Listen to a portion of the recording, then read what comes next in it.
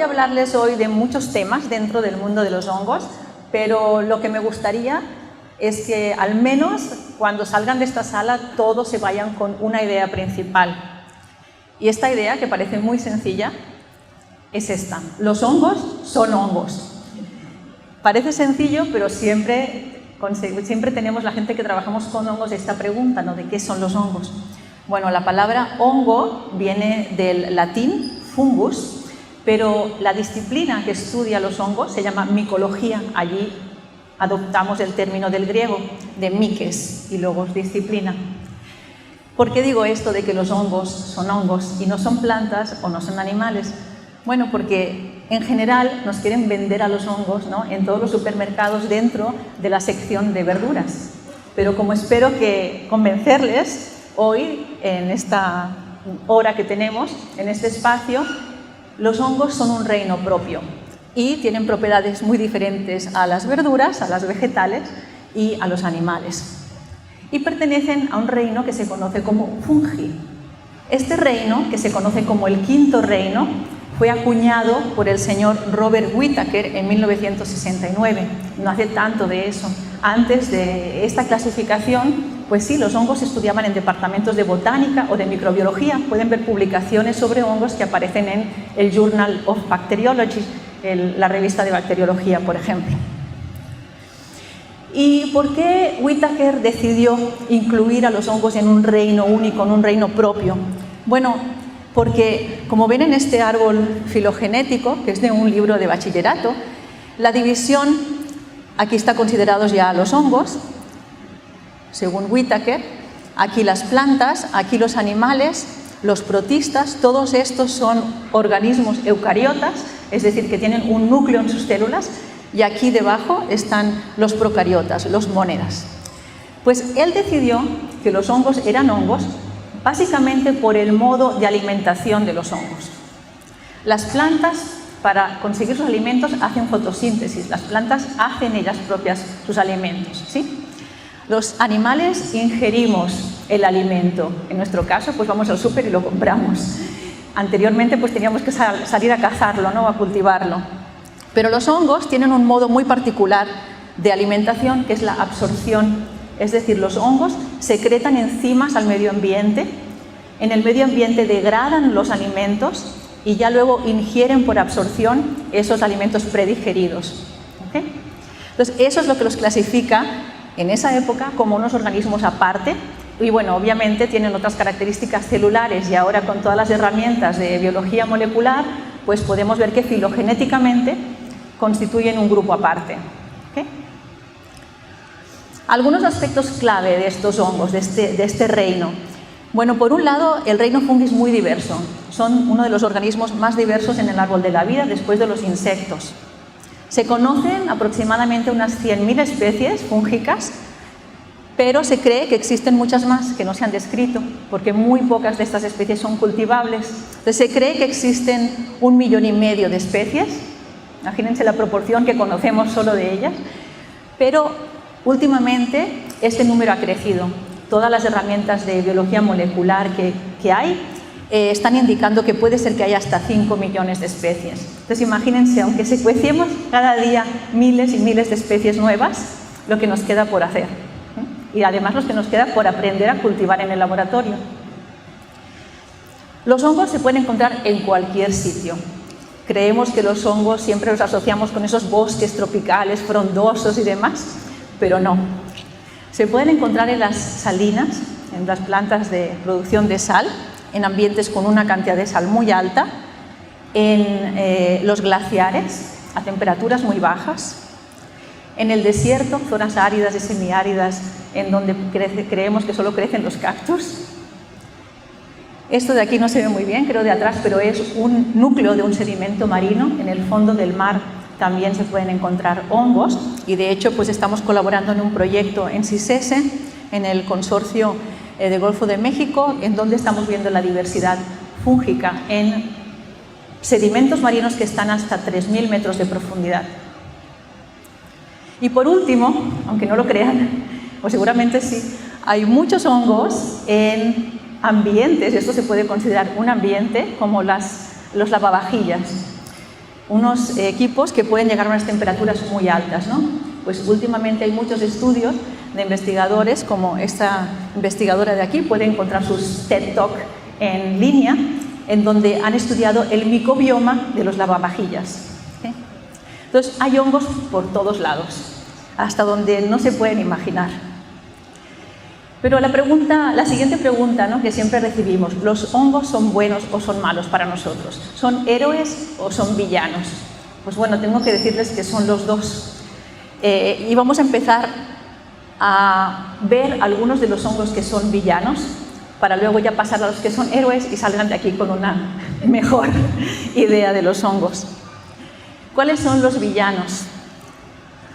Bueno, tenemos que admitir que sí, los hongos causan muchos problemas.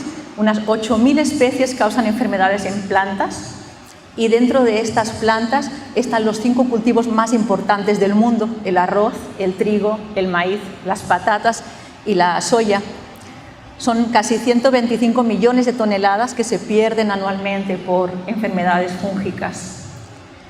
Y bueno, las pérdidas en millones de dólares pues también son bastante considerables por micotoxinas producidas por los hongos. En cuanto a especies patógenas de humanos, ahí son menos, son 300 especies, solo las que se conocen, pero estas son bastante fatales, ¿no? Y el 20% de todos los patógenos de humanos en realidad son fúngicos, entonces en realidad sí es un número considerable. Si vemos esta tabla de aquí, publicada en un trabajo del 2007, pueden ver que el segundo número de la lista lo ocupan los hongos. Todos estos son los patógenos totales que infectan al humano, 1.399, y un 20% bueno, responsable de este 20% de infecciones es fúngico. Quería destacar esta cita de una asociación internacional para la educación de los hongos, en donde pues destacan el desconocimiento que hay sobre las enfermedades fúngicas y el impacto de estas enfermedades.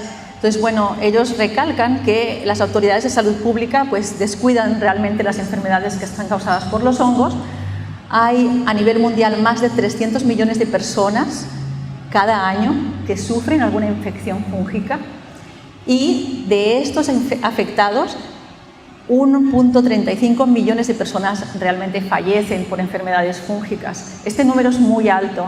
Este número está muy cerca del 1.54 millones de gente que muere por tuberculosis y muy por encima de las enfermedades por malaria, de las muertes por malaria.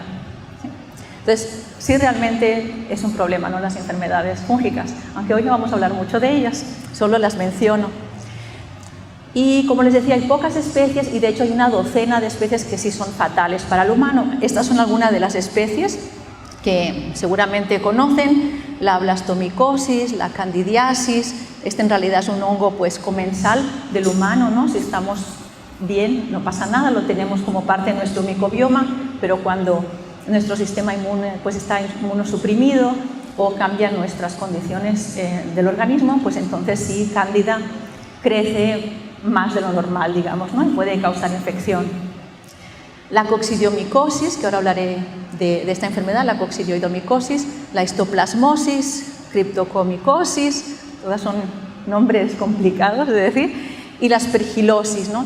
Muchas de estas enfermedades fúngicas, como mencionaba, pues afectan sobre todo a gente que tiene el sistema inmunológico deprimido. Generalmente a la gente sana no infectan. Estamos en contacto con estos organismos porque muchos de estos están en el medio ambiente, pero no nos infectamos, ¿no? Pero a la que tienes el sistema inmunológico debilitado, digamos, entonces pues pueden infectar. Nosotros en el laboratorio trabajamos no trabajamos con el hongo, sino que estudiamos la distribución ecológica de este hongo, coccidioides, que se conoce más comúnmente como el causante de la fiebre del Valle de San Joaquín.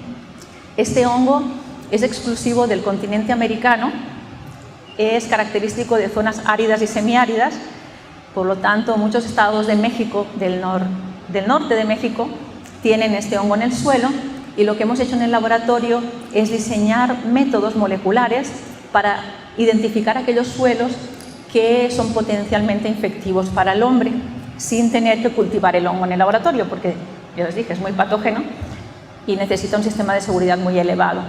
¿Sí? Entonces, bueno, como les mencionaba, nosotros convivimos con los hongos, tenemos hongos en nuestro organismo. Ahora hay estudios moleculares del microbioma humano y pues como pueden ver en muchas partes de nuestro organismo hay hongos. Esto es normal, forma parte de nuestra biota normal, pero al alterarse nuestro sistema inmunológico, pues esto puede cambiar, ¿no? También, bueno, hablo de los patógenos de humanos, tendemos siempre a humanizar todo, ¿verdad? Pero grandes problemas de hongos patógenos son en otros animales. En el caso de este hongo, que este es aún más difícil de pronunciar, es Batrachochytrium dendrobatidis, o más fácilmente BD. El BD es un hongo que causa la quitridiomicosis y es un parásito de ranas. Aquí pueden ver, esto no es un Photoshop, es real. Son ranas, de hecho hay millones de ranas que se están extinguiendo, muchas especies que se están extinguiendo en el mundo debido a este patógeno. Y lo que ocurre es que las esporas de este hongo están en los estanques donde están creciendo estas ranas. Entonces estas esporas se enquistan en la piel de la rana, ahí empiezan a engrosarse y lo que hacen es tapar la piel de la rana. Saben que las ranas respiran por la piel, entonces se asfixian. Las ranas se mueren por asfixia. Si no hagan esa cara, es bastante horrible ver todas estas ranas muertas en los estanques. Y lo que se cree es que este problema, que se está extendiendo en todo el mundo, es causa del cambio climático, porque la temperatura está subiendo, ya no podemos negar esa evidencia, y las ranas no pueden regular su temperatura corporal, por lo tanto se están emigrando a otros ambientes más frescos donde puedan sobrevivir, y ahí es donde entonces pues, son infectadas por este hongo que está en estanques de otros lugares. Entonces se está convirtiendo en una epidemia mundial la BD. ¿Okay? Y pues ¿por qué es importante? Porque las ranas comen insectos, están controlando la población de mosquitos y de otros insectos, ¿no? Entonces, si se mueren las ranas, hay más mosquitos en el aire, los mosquitos ya saben todo lo que pueden transmitir y bueno, pues pueden escalar el problema, ¿no? Ya a nivel epidemiológico. Otro patógeno importante es este de aquí, Pseudohypnoaspus destructans, y este hongo se asocia al síndrome de la nariz blanca de los murciélagos. Este hongo afecta las naricitas de los murciélagos cuando están hibernando en las cuevas. Y de nuevo otro problema, porque también están causando muerte de muchos millones de murciélagos en América del Norte.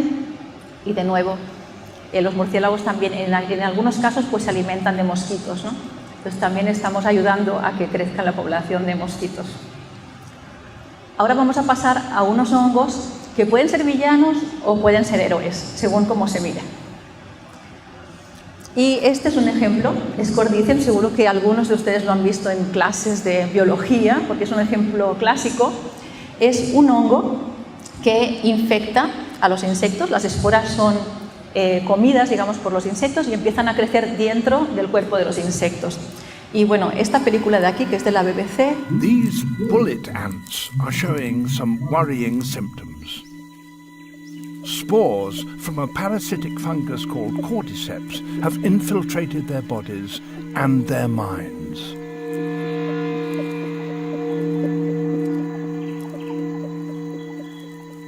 Its infected brain directs this ant upwards. Then, utterly disorientated, it grips a stem with its mandibles. Those afflicted that are discovered by the workers are quickly taken away and dumped far away from the colony. Las infectadas las tiran para que no contaminen a la It zona. seems extreme, but this is the reason why. Empieza a crecer el hongo. Like something out of science fiction, the fruiting body of the cordyceps erupts from the ant's head.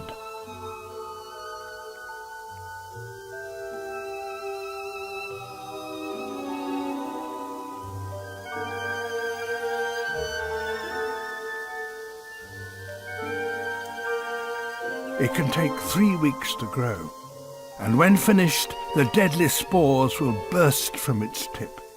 Then, any ant in the vicinity will be in serious risk of death. The fungus is so virulent, it can wipe out whole colonies of ants. And it's not just ants that fall victim to this killer. There are literally thousands of different types of cordyceps fungi, and remarkably, each specializes on just one species. Bueno, ahí está. Entonces, no sé si llegaron a escuchar, pero básicamente cuando se infectan, las hormigas pierden la orientación. Entonces se quedan quietas, se agarran al árbol. Las hormigas de la colonia que lo ven, lo que hacen es rápidamente echarla para que no se contamine el resto de la colonia y pueda sobrevivir la colonia. Y ya después el hongo sale por la superficie, digamos, del insecto. Entonces, bueno, parece que sea un villano, ¿verdad? Pero en realidad, pues estos hongos se utilizan para control biológico de plagas de plantas, por ejemplo. Entonces, bueno, hay diferentes especies de cordíceps y cada una de ellas está muy especializada en un diferente insecto. Entonces, bueno, tiene utilidad en biotecnología, digamos, o en fitopatología para control de plagas, ¿no? Este es otro hongo que es depredador de animales, en este caso de nemátodos, de unos pequeños, que parecen unos animalitos pequeños que parecen gusanitos. Los nemátodos, hay muchas especies de nemátodos que son patógenas también de plantas, perdón. Y estos hongos, Arthrobotrys, lo que hace es detectar, reaccionan al tacto con el nemátodo, son timotácticos, se dice, y entonces lo que hacen es hacer estos anillos que constriñen al nemátodo, secretan enzimas degradadores y entonces el nemátodo se queda inmovilizado y también muere, ¿sí? Entonces es otro sistema también de hongo que puede usarse para control biológico. Y tenemos que es un patógeno de uno de estos 5 cultivos que mencionaba al inicio, es un patógeno del maíz, ocasiona el carbón del maíz, es muy conocido por todos ustedes, Ustilago maidis, hace estos tumores increíbles en las mazorcas del maíz, pero pues en México todo lo que cabe en un taco se puede comer, ¿verdad? Entonces nosotros lo conocemos como huitlacoche aquí, en el resto del mundo intentan que sus mazorcas de maíz no se contaminen con Ustilago maidis, pero aquí se inoculan las mazorcas de maíz con Ustilago maidis para poder tener el huitlacoche, porque este hongo sí no se puede cultivar en el laboratorio. Necesitas la mazorca para que se formen estas masas o tumores. Están comiendo tacos de tumores de hongo.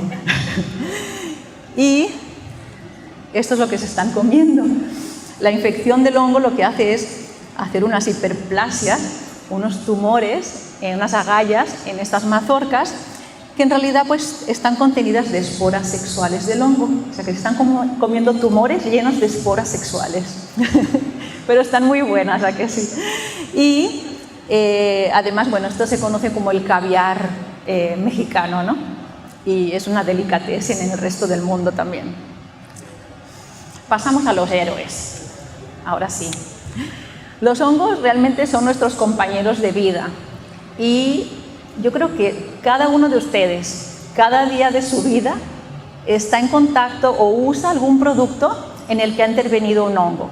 Y les voy a dar varios ejemplos de eso. Por supuesto, en la alimentación, ¿no? Aquí a lo mejor no hay tanta tradición de comer ciertos hongos, solo algunos cultivables, pero en todo el mundo, sobre todo en Asia, pues realmente se comen muchos hongos diferentes. Entonces, estos son unos ejemplos de hongos comestibles, desde la trufa, muy codiciada en Europa, a pues, los que conocen aquí. Esta en realidad es la misma especie. Los que piensan que el portobelo es un hongo así súper único y demás, realmente es un agáricos, es un champiñón común que se ha dejado crecer mucho más tiempo y se hace más grande y se abre y les cobran un poco más. Este es el shiitake conocido y bueno, otras especies de aquí. Y si ven pues la tabla nutricional de los hongos, pues verán que realmente es muy buen alimento, ¿no? Tiene un nivel de proteína muy alto, no tanto quizás como la carne, pero bastante alto, dentro del rango de, si comparamos con las verduras, pues incluso un poco más que algunas verduras. Y como ven, no tiene colesterol. Esto es un poco falso, porque los hongos, claro que no tienen colesterol, porque los hongos no tienen colesterol en sus células. Los hongos, al igual que las plantas, tienen otro tipo de esterol, y el esterol de los hongos se llama ergoesterol. Entonces, en realidad, es como, bueno, poner una etiqueta de algo pues que ya sabemos que es que no lo tiene, ¿no? No es que sea bajo en ese nivel. Y por eso pues son mucho más saludables, porque tienen otro tipo de lípido, ¿no? De grasa, pero muy baja. Pero bueno, entonces como les mencionaba, si ligamos esto a los 5 reinos de la vida, y como les decía, pues los hongos no son ni plantas ni animales, sino que son hongos, pues a los vegetarianos les han estado timando. Si comen hongos no son vegetarianos, son fungi-vegetarianos, ¿ok? Tenemos que inventar otro nombre para eso. Y tengo que decirles que además están más emparentados y más cercanos evolutivamente a los animales que a las plantas. Así que busquen un nombre. Horror, lo siento. ¿Y qué son estos cuerpos, no? ¿Qué son estos hongos que se están comiendo? Bueno, pues en realidad lo que están comiendo es el fruto del sexo de los hongos. Para conseguir estos cuerpos fructíferos que se comen, 2 células tienen que aparearse, tienen que ser compatibles, juntarse, tienen que darse lugar a una serie de diferenciaciones diferentes y al final pues da lugar a este cuerpo fructífero. Lo que hemos visto antes son basidiocarpos, y si hacemos un zoom aquí en estas agallas, pues todo esto está lleno de esporas sexuales, ¿sí? Entonces, para que ocurra esto, para que se apareen, sepas qué tiene que pasar. Bueno, en los hongos, para que ocurra esto, tiene que realmente solo haber 2 partners, o sea, 2 individuos compatibles, pero les es igual, no hay amor, es puro sexo. Solo que detecten que tienen genes compatibles entre ellos, se aparean y pueden tener miles de compatibilidades diferentes. O sea, que en el ambiente, si tienen las condiciones adecuadas, que generalmente son pues bajo nitrógeno, como que alguna falta de nutrientes, se aparean para sobrevivir esas condiciones que no son adecuadas para el crecimiento vegetativo del hongo. ¿Ok? Entonces solo se requiere compatibilidad de genes. Bueno, digo solo, ¿no? Tienen que tener unos sistemas moleculares. Hay gente que estudia pues esto a nivel de genes moleculares para entender cómo ocurre este tipo de interacciones a nivel genético. Por supuesto están los derivados de la fermentación, todos esos los conocemos muy bien, en el que participan pues en algunos casos las levaduras y en otros hongos filamentosos. Tenemos la soya, los quesos, el pan, el vino y la cerveza, ¿verdad? Todos estos los conocen todos. Los hongos también son muy importantes en micotecnología. Realmente es la biotecnología en donde empleamos los hongos, ¿no? Por eso mico. Entonces, aparte de participar en todos estos procesos fermentativos, los hongos tienen un rango muy grande de actividades bioquímicas que se pueden explotar tecnológicamente. Por ejemplo, en los tejidos se usan enzimas producidas por hongos, como las celulasas, para pues, hacer un poco más flexibles las fibras de los tejidos, ¿no? En este caso pues, son los pantalones de mezclilla, que tienen este color así como lavado a la piedra. No hay alguien ahí lavándolo a la piedra realmente, están puestos en un lugar en donde hay enzimas fúngicas. En este caso de aquí es un detergente. Los detergentes generalmente pues, pueden sacar las manchas, y es porque tienen lipasas y proteasas que degradan esas manchas, y esas lipasas y proteasas son producidas por hongos. Y de igual manera pues, la industria de las sodas, que también usan el ácido cítrico para preservar todos estos productos, ¿no? Y producidos por hongos. En la industria de los cereales también, si ven las tablas de los cereales, pues siempre aparece una riboflavina, que es la vitamina B2. Estas vitaminas generalmente son producidas por hongos, en este caso un hongo que se llama Ashvia gossypii. En salud también son muy importantes los hongos. Por supuesto, como producción de antibióticos, todo el mundo conoce el caso de la penicilina, que Fleming descubrió por uno de esos azares, ¿no? Esos experimentos que no se planean, en donde se dejan placas abandonadas y de repente se inhibe el crecimiento por la producción de penicilina del hongo Penicillium. Pero también otros productos que no son tan conocidos, como los esteroides de los anticonceptivos, también son de origen fúngico. La ciclosporina, que es un inmunosupresor en trasplantes, anticoagulantes, etc. También son de origen fúngico. Eso era la salud humana. En cuanto a la salud vegetal, pues también son muy importantes los hongos porque forman unas asociaciones simbióticas que se llaman micorrizas. Es la asociación de un hongo y una raíz, y del 80 al 90% de las plantas contienen asociaciones con micorrizas. Es decir, es un porcentaje muy bajo el que no tiene hongos en sus raíces, y gracias a eso las plantas son capaces de crecer vigorosamente. Sí, este es un ejemplo, es un esquema, ¿no? Un diagrama de una planta no micorrizada y una micorrizada. Los hongos lo que hacen es darle nitrógeno y fósforo a la planta, que generalmente la planta no lo pueden adquirir fácilmente del suelo, y lo que le da la planta al hongo pues son azúcares, es carbono ya en forma de azúcar, ¿no? Entonces es una simbiosis pues muy buena para los dos, y de esa manera los dos crecen mucho mejor. Y en el medio ambiente pues también hay hongos importantes que parece que no tienen función, pero pues ayudan a todas las funciones del ecosistema. Este es un hongo saprófito que tiene una capacidad muy bonita, que es fototropismo, es decir, que se orientan a la luz. Este hongo se llama Phycomyces blaquesleanus, es este de aquí, y es coprófilo. ¿Qué quiere decir eso? Para los millennials, quiere decir que les gusta el excremento. Entonces estos hongos crecen en excremento de vacas y tienen un mecanismo para poder salir de allí, ¿verdad? Porque allí no va a haber ningún animal que se coma al cuerpo de este hongo en medio del excremento. Entonces lo que tienen son unos mecanismos para orientar sus cuerpos fructíferos hacia la luz y luego proyectar, digamos, esos cuerpos fructíferos fuera de esa zona, caer en un pasto hermoso en donde la vaca se va a ir y otros rumiantes y van a comer el pasto junto con las esporas y dispersarlos a otro lugar. Porque, bueno, pasan por el tubo digestivo del animal, ¿verdad? Y entonces pues lo van moviendo de lugar. Este hongo es muy conocido en el laboratorio porque fue sujeto de estudio de unos investigadores. Entonces, bueno, aquí ven este cuerpo fructífero en donde se le pone una luz azul aquí en la derecha y ven cómo este esporangióforo se llama, se mueve hacia la fuente de luz.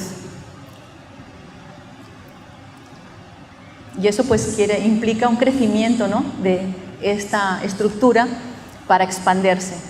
Lo que hicieron luego es primero darle una fuente de luz aquí y el hongo se mueve hacia aquí. Ahora la fuente de luz está aquí, el hongo se mueve hacia aquí, vuelven a cambiar la fuente de luz y el hongo se vuelve a mover para acá. Entonces lo que hicieron en el laboratorio es analizar este fenómeno pero con unas mutantes, que eran unas mutantes que no respondían a estos focos de luz. Al mover la fuente de luz, el hongo seguía en la misma posición, y gracias a esos experimentos pues descubrieron los genes MAT, que no quieren decir que eran genes que se volvieran locos, sino que eran esta abreviación viene de Max Delbruck, que fue el investigador que encontró esto y que pues le dieron el Nobel en Fisiología o Medicina por estos estudios en fotorreceptores de luz. Los hongos no es que vean la luz, no tienen ojos, pero tienen receptores sensibles a la luz. Y este es uno de mis hongos favoritos, que también es coprófilo y también es fototrópico. Se le llama comúnmente como el lanzador del sombrero. Su nombre es Philobulus, algunos quizás lo conozcan porque es un grupo muy conocido de danza contemporánea. Y vamos a ver ahora estos cuerpos fructíferos.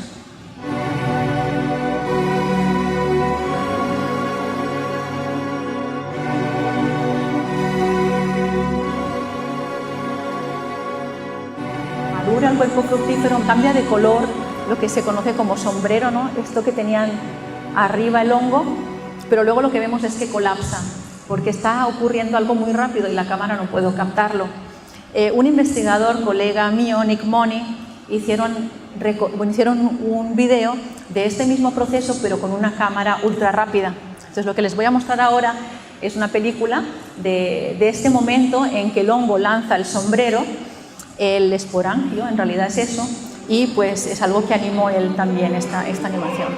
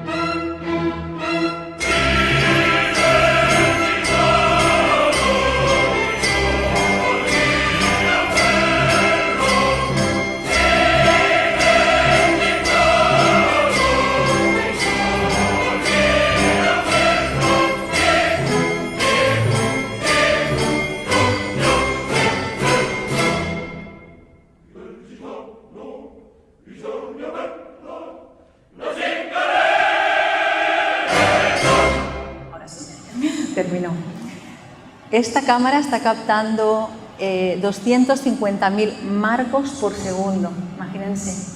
Y la velocidad de lanzamiento que alcanza este sombrero es de 2 a 25 metros por segundo. Imagínense ustedes eso, cuánto es. Entonces, es una velocidad muy grande y pues alcanzan a dispersarse 2 metros de donde están, con lo cual pues biológicamente sí tiene bastante significado, ¿no? Estos ya en un esquema es esto lo que se ve, ¿no? Este esporangio. Esta es la parte que está llena de esporas, esta parte de aquí dentro se va engrandando y va adquiriendo más presión hasta que al final esa presión hace que junto con las gotas de agua se desprenda este sombrero de esporas.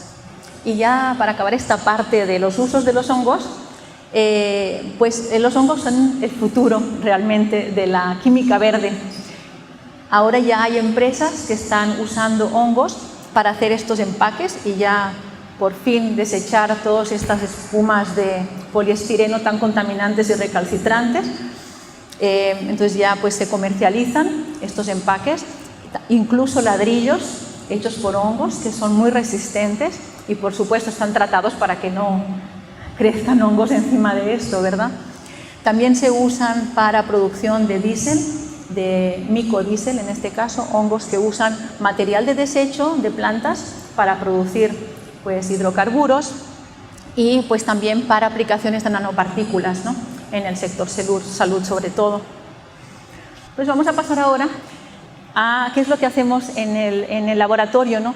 A cómo estudiamos algunos hongos en el laboratorio y por qué les he explicado todo esto antes, ¿no? Cómo vamos de todas estas aplicaciones a la biología básica de las que les voy a hablar. Entonces, como he ido mencionando levaduras o pues hongos filamentosos, ¿no? Entonces, estas son las dos morfologías que tienen las células fúngicas. Las levaduras unicelulares, que se reproducen por gemación, esta es la típica levadura del panadero, de la cerveza, y como hifa, este es el término que se acuñó en el 1810, que es un filamento que crece por la punta. Y realmente este es un sistema mucho más complicado porque tiene muchos compartimentos, ramifican y demás. Y de hecho, una vez las esporas empiezan a germinar, se forman estas hifas primarias que ramifican, a su vez vuelven a ramificar para dar lugar a este micelio. Este es un diagrama típico de los libros de texto de micología, hecho por Buhler en el 31.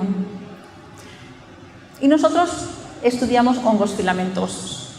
¿Por qué? No simplemente porque nos guste la complejidad y lo que es difícil, sino que los hongos filamentosos tienen mucha mayor capacidad de secreción que las levaduras.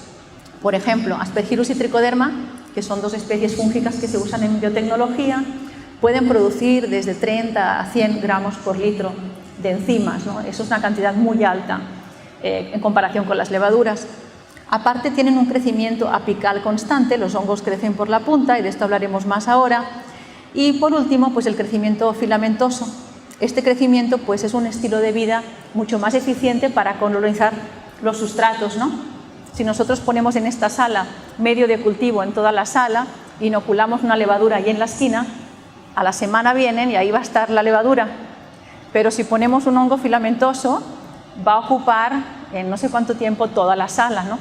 Va a crecer y ramificar buscando sustrato y se va a expandir por toda la sala. Entonces, en el medio ambiente, la manera de crecer filamentosa es mucho más eficiente para colonizar el medio y sacar sustratos, ¿no?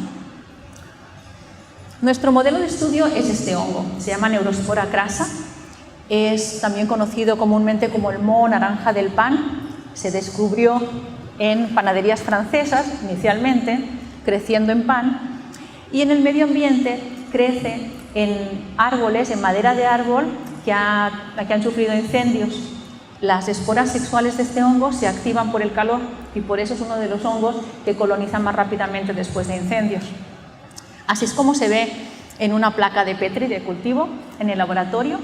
En un par de días llega a colonizar toda la placa y a producir todas estas esporas naranjas. Y en realidad el Neurospora crassa no tiene ninguna aplicación comercial. Estoy haciendo aquí, esto es para ver que sí se usa, pero es otra especie, no es la de laboratorio que tenemos nosotros. No intenten inocular y comerse un pan con Neurospora crassa. Este es otra especie de Neurospora, es un pan con otra especie fermentado que se come en Indonesia. Es muy típico ahí, yo nunca lo he probado, no sé qué tal sabe. Neurospora crassa es un organismo modelo excelente en el laboratorio para estudiar pues, temas de genética, de bioquímica y pues, también de biología celular, como les mostraré hoy. Con este hongo, George Biddle y Edward Tatum postularon la hipótesis de un gen, una enzima, es decir, que cada gen codifica para una proteína, para una enzima, y con esto obtuvieron el premio Nobel en Fisiología o Medicina en el 1958. Además de eso, a partir de estos estudios, pues Neurospora ha sido muy importante para descubrir mutantes que son sensibles a la temperatura, para mutaciones bioquímicas, donde se descubrió el silenciamiento del ADN, ritmos circadianos, y además fue el primer genoma de hongo filamentoso que se secuenció en el 2004. Y bueno, en nuestro caso, pues nos gusta trabajar con Neurospora no solo por todo esto, que facilita mucho el trabajo en el laboratorio, sino porque además tiene unas células, unas hifas muy grandes. Esto es una hifa de Neurospora, aquí se ve, parece que sea muy pequeño, pero este mide 10 micras. Esto es como la 10ª parte de un cabello. Claro, necesitamos un microscopio para observarlo, pero en términos de microorganismos es muy grande. Las bacterias es una 10ª parte esto de aquí. ¿Okay? Y pues para nosotros, como decía, para los microscopistas es importante que tengan un tamaño grande, porque el tamaño sí importa, sobre todo cuando se hace microscopía. Entonces, pues las cosas que son relativamente grandes las podemos ver mucho mejor que unas células muy pequeñitas para ver cosas intracelulares, ¿no? Entonces, esto, lo que les voy a mostrar ahora es un video de un ápice de una célula de Neurospora crassa vista por microscopía de contraste de fase. Entonces, aquí pueden ver, esto está acelerado, pero esto es una célula de Neurospora en donde se ve la pared celular, que es esta parte de aquí oscura. Los hongos, no sé si lo había mencionado hasta ahora, pero lo que separa la célula del hongo con el medio externo es una pared celular. Y luego aquí en el ápice ven una mancha negra, ¿verdad?, que va avanzando a medida que la célula va avanzando. Esta mancha negra se llama Spitzenkörper. Es una palabra alemana que quiere decir cuerpo, Körper, apical, Spitzen. ¿Okay? Y esto pues lo descubrió un señor austríaco en el 1924 y nunca se ha traducido como cuerpo apical, sino que le seguimos llamando, como podemos nosotros, Spitzenkörper o SPK. Y el Spitzenkörper funciona como el volante de la hifa. Es decir, que si el Spitzenkörper se mueve de posición, la hifa crece hacia este lado. Y si el Spitzenkörper se mueve para acá, la hifa crece para este lado. Si el Spitzenkörper se perturba y se para, la hifa deja de crecer. ¿Okay? O sea, que es el motor de la hifa. ¿Sí? Y les mencionaba la pared celular. Entonces, la pared celular, que es lo que separa con el medio ambiente, es una estructura que en realidad pues es muy rígida, es capaz de soportar mucha presión. Dentro de la célula de los hongos hay presiones como de hasta 2 atmósferas, que estos son 2 veces la presión de las llantas de los coches. Entonces, imagínense un tubito de 10 micras, tan pequeño, con una presión interna tan grande, tiene que tener una cobertura que aguante esa presión, pero a la vez está creciendo constantemente por el ápice. Entonces, esta pared tan resistente tiene que ir formándose y a la vez expandiendo y a la vez conteniendo todo eso. Es un problema muy complejo, ¿no? Entonces, imagínense una pared de ladrillos y cemento. Esta pared está formada por glicoproteínas, por azúcares, por unos componentes diferentes, y pues esta pared tiene que ir construyéndose y destruyéndose para avanzar y volver a agrandarla. Imagínense que hacen reformas en su casa, pero a un nivel de pared por minuto. Entonces, eso es lo que está haciendo el hongo, ¿sí? Entonces, este crecimiento de los hongos pues depende de la llegada de enzimas que sintetizan y que remodelan, ¿sí? Y eso es lo que estamos intentando estudiar a nivel molecular y celular. Entonces, los objetivos en mi laboratorio, pues, de una línea de investigación es entender esta morfogénesis de la hifa, cómo ocurre este proceso tan dinámico, identificar los constituyentes de esta estructura del Spitzenkörper y estudiar el tráfico y las rutas secretoras de todas estas proteínas que participan en este crecimiento apical. ¿Y qué hacemos para ver eso? Bueno, pues usamos una proteína que se le conoce como proteína chivata. ¿Cuántos han escuchado de la proteína chivata? A ver, estudiantes de micro. Bueno, la GFP es una proteína chivata. Es una proteína que se aisló de la medusa, de la aguamala. ¿Se llama aguamala, verdad, aquí las medusas? Sí. Sí, no solo es una marca de cerveza, Diego. Aquaria victoria, esta es la especie de la cual se identificó esta proteína, la proteína verde fluorescente o GFP. Esto fue descubierto por Osamu Shimomura y más tarde estos dos señores, Roger Sien y Chalfield, lo que hicieron es identificar la secuencia de DNA que codifica por esta proteína y clonarla en vectores de expresión y ya después pues, poder clonarla con diferentes proteínas para verlas en otras células. Y por eso pues, recibieron el Premio Nobel de Química conjuntamente en el 2008. Cumplimos 10 años de eso. Luego salieron otras versiones modificadas y también del coral se aisló esta otra versión que es roja, ¿no? La cherry fluorescente.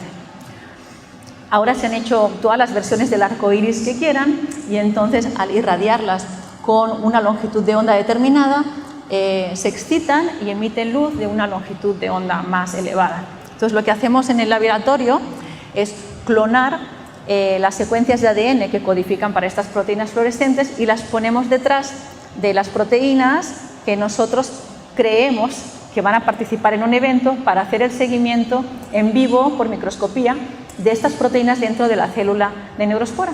¿Sí? Entonces eso lo dije muy rápido, pero mis estudiantes, algunos de ellos están aquí, saben que nos podemos tardar meses en amplificar una secuencia y ligarla y expresarla en el hongo, ¿no? Entonces les voy a enseñar algunas de las cosas que hemos obtenido con esta tecnología.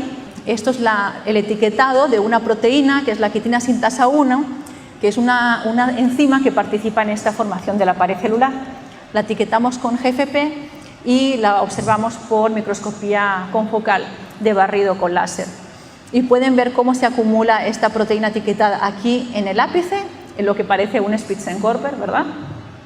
En el septo, y si animamos esto en una reconstrucción tridimensional, pueden ver cómo esta proteína fluorescente está en septos que no están completamente cerrados, ¿no? Tienen un poro que permite el paso de sustancias entre compartimentos. Y aquí abajo pueden ver cómo está en el Spitzenkörper, en esta secuencia de aquí, a medida que avanza la célula, y en este otro caso, como una hifa que ramifica, aquí, aquí y aquí, tiene también Spitzenkörpers hijos, ¿no? En las ramas, que también dan lugar al crecimiento. Neurospora crasa tiene no solo una enzima de quitina sintasa, sino que tiene 7. Entonces, pues, diferentes estudiantes en el laboratorio etiquetaron todas las 7 y en todos los casos estas quitinas sintasas se vieron en el mismo sitio, en el Spitzenkörper y en los septos. Y esto, pues, bueno, dio lugar a artículos científicos que se publicaron en revistas internacionales y por eso pues les dieron portada por este trabajo, ¿no? En estos artículos. Otra enzima que también participa en otro de los componentes, en la síntesis de otro componente de la pared, es esta de aquí, la glucana sintasa, y en este caso lo que vimos es que se encontraba en la periferia del Spitzenkörper. Se ve en el Spitzenkörper, pero se veía formando un aro. Y cuando vimos esto en el laboratorio, el postdoctoral que hizo este trabajo dijo: hemos etiquetado el Spitzendona. Tienen que imaginarse esto en 3 dimensiones, por eso. Entonces, cuando hicimos colocalizaciones con la que habíamos etiquetado ya, pero en rojo, con la cherry, y esta, y las solapamos, entonces se puede observar que realmente sí, todas están en el Spitzenkörper, pero unas están en el centro y las otras están en la periferia. Si vamos a un nivel más alto, ultraestructural, lo que entonces ya podemos apreciar es que lo que se ve como Spitzenkörper en microscopía de fluorescencia o en contraste de fases, al microscopio electrónico de transmisión se ve como un acúmulo de vesículas. Si hacemos un zoom aquí, En este acúmulo de vesículas, de hecho hay vesículas de 2 tamaños, unas muy pequeñas en el centro y unas más grandes, de un diámetro más grande en el exterior, que son las microvesículas en el centro y las macrovesículas en el exterior. Y esto coincide con lo que les acabo de mostrar, de una actividad enzimática en el centro de esta estructura y otra actividad enzimática diferente en la parte de fuera. Y esto, pues hicimos la bioquímica correspondiente a esto para demostrar que estas vesículas de diferente tamaño tenían diferente actividad enzimática. Les quiero mostrar esta otra película, que es con lo último que ahora estamos trabajando. Es un microscopio de disco giratorio, con focal de disco giratorio, que permite una mayor resolución temporal de las cosas que ya tenemos etiquetadas, ¿no? Entonces aquí pueden ver con mucho más detalle cómo, porque está tomando muchas más marcos de imagen por segundo, se puede observar con más detalle estas otras partículas fluorescentes que llegan al Spitzenkörper y cómo se incorporan también a la membrana plasmática.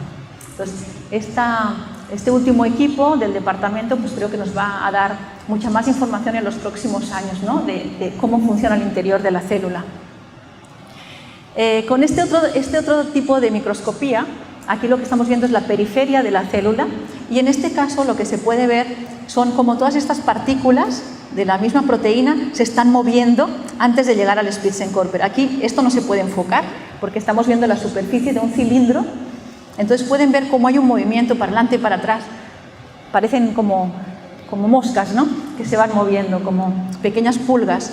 Y en este otro caso también se ve cómo llegan en este caso al Spitzenkörper, pero simplemente vemos partículas, ¿no? Que se mueven muy rápido.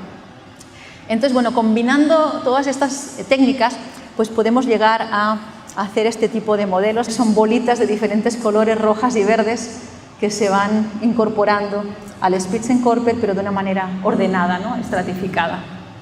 Y entonces, pues con esto podemos postular ya modelos de cómo se está ensamblando la pared celular. Entonces, lo que estamos postulando ahora es que hay unas enzimas que viajan en estas vesículas grandes y otras enzimas que viajan en las vesículas pequeñas. Al llegar a la membrana plasmática se fusiona la membrana de la vesícula con la de la membrana plasmática celular, y una vez quedan inmersas estas enzimas aquí, toman precursores de la parte interna de la célula y la van incorporando a la pared celular que se va tejiendo fuera de la célula, ¿okay? O sea que las enzimas lo que hacen es tomar material del interior de la célula y acomodarlo en esa pared, de ese cemento y ladrillos que se está formando en la periferia de la célula, ¿okay? Y ya la última parte es, bueno, ¿y cómo viajan todas estas vesículas? Han visto que hay un montón de partículas, es muy difícil hacer cálculos de la cantidad de vesículas, pero se estima que hay del orden de 30.000 vesículas que llegan por minuto al Spitzenkörper, o sea, al ápice de la célula. Eso son muchísimas vesículas, ¿no? ¿Cómo se organizan en el interior para que no se choquen unas con otras y llegan ahí organizadas, ¿no? Entonces, pues, por lo que les estoy mostrando, parece que el citoplasma de este hongo, de Neurospora, es un caos total, ¿no? Parece una anarquía. Las cosas van viajando en todos los sentidos. ¿Cómo es que llegan las cosas organizadamente? Bueno, entonces, piensen en las carreteras, ¿no? A mí me gusta ver el tráfico intracelular con las carreteras con mucho tráfico.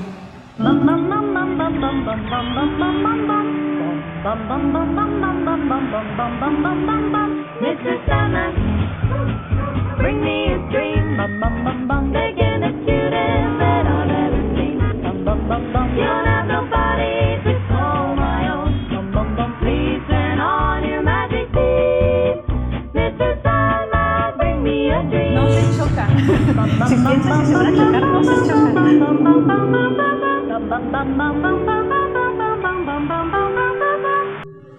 Bueno, no sé dónde es. Creo que en alguna ciudad de India, pero no lo sé.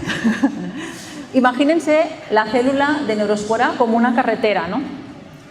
O como varias carreteras, como una autopista, en donde hay carros y camiones y bicicletas y demás de muchos tamaños moviéndose para llegar al mismo semáforo, ¿no? Pero tienen que llegar de una manera ordenada. Si llegan todos a la vez se van a chocar y pues las cosas no se chocan, ¿verdad? Entonces, ¿qué pasa en la célula? Bueno, en la célula de Neurospora hay un citoesqueleto, es un esqueleto interno que está conformado por, mayor parte por los microtúbulos, que son estas fibras de aquí, y por muchos núcleos por cada compartimento de la hifa. Entonces, lo que hemos hecho es estudiar el tráfico de algunos de los organelos con los que estamos trabajando o componentes de las vesículas a través de este citoesqueleto. Y hay gente en el departamento de microbiología que trabaja con este citoesqueleto y hay otra gente del departamento que trabaja con otro citoesqueleto, que es el de actina, en el que no voy a hablar hoy. Entonces, en esta imagen de aquí abajo pueden ver los microtúbulos y cómo hay aquí otra proteína etiquetada con la proteína verde fluorescente, que en algunos casos viaja a lo largo de estos carriles, ¿no?, de microtúbulos. Cuando usamos un inhibidor de estos microtúbulos, lo que ocurre es que se desensamblan todo este citoesqueleto de los microtúbulos y también pues para de crecer la célula y se desorganiza todo este orden o este tráfico vesicular. Entonces, bueno, con esto y otros marcadores que tenemos en la célula, pues estamos haciendo estos estudios para intentar entender cómo se mueve todo en el interior de la célula, ¿no? Entonces, pues resumiendo la parte de biología que estamos haciendo en el laboratorio, pues estamos intentando armar este puzzle, ¿no?, de los organelos que constituyen la célula, la hifa, de los hongos filamentosos, para que podamos contrastarla pues con los esquemas que siempre vienen en los libros de texto de células de plantas o de animales, ¿no?, o de levaduras. Y pues, ¿por qué? Porque, como les he mostrado al inicio, pues esta unidad de crecimiento, la hifa, es muy importante para entender el crecimiento de todos los hongos de aplicación, ¿no?, en gastronomía, en medicina, en microbiología, que les he mostrado al inicio. Entonces, es muy importante entender cómo crece para mejorar el crecimiento a nivel de biotecnología y controlar el crecimiento de aquellos villanos, ¿no?, favorecer a los héroes e impedir que los villanos se establezcan. Pero para eso es esencial conocer cómo crece la célula. Bueno, solo quiero pues ya finalmente agradecer pues a mi grupo de trabajo de ahora del laboratorio. Faltan un par por ahí que acaban de incorporarse. Por supuesto, a muchos colaboradores que he tenido la suerte de trabajar con ellos a lo largo de estos años, financiamiento y, por último, pues agradecerles a ustedes su atención.